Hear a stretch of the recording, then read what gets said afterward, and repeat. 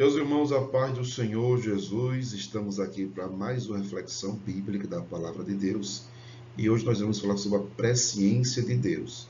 É uma palavra, reflexão, uma pequena aula rápida e hoje será a presciência de Deus.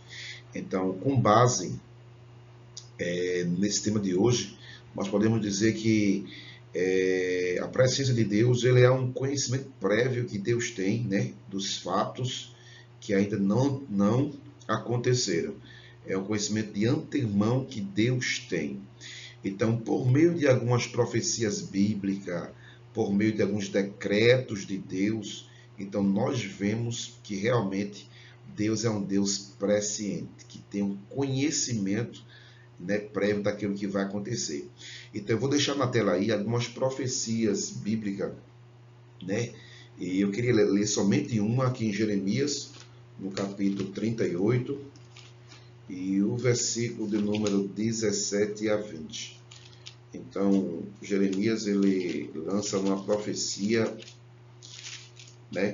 onde Deus, que mandou falar, revela que ele é presciente. Então, Jeremias 38 e 17.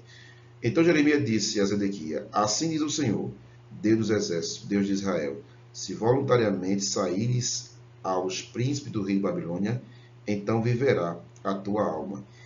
E esta cidade não será queimada, viverás tu e tua casa.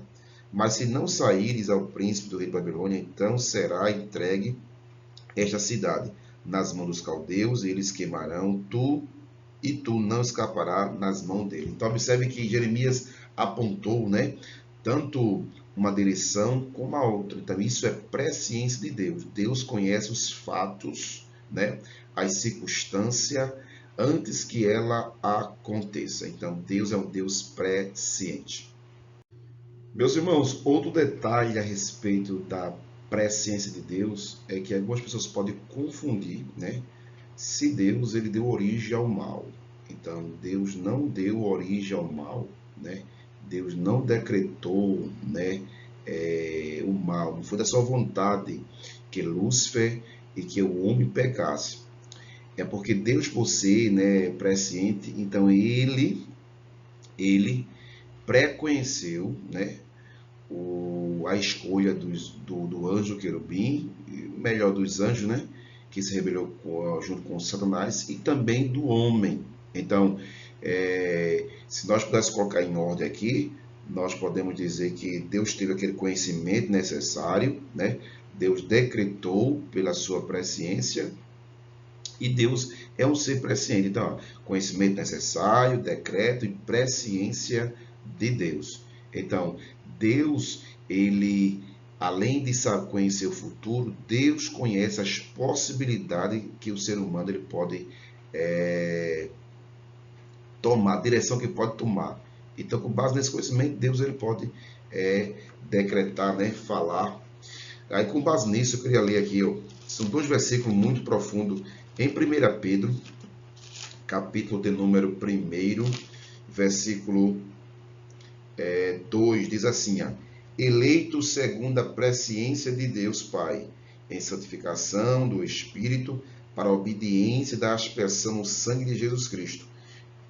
Graça e paz seja multiplicada. Então, Pedro aqui diz que Deus nos elegeu segundo a sua presciência de Deus Pai em santificação.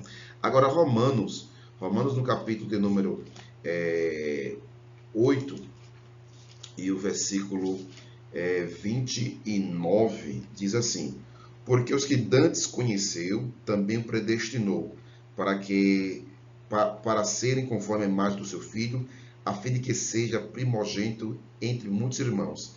Aos que predestinou, a esse também chamou. Aos que chamou, a esse também justificou. E ao que justificou, a esse também glorificou.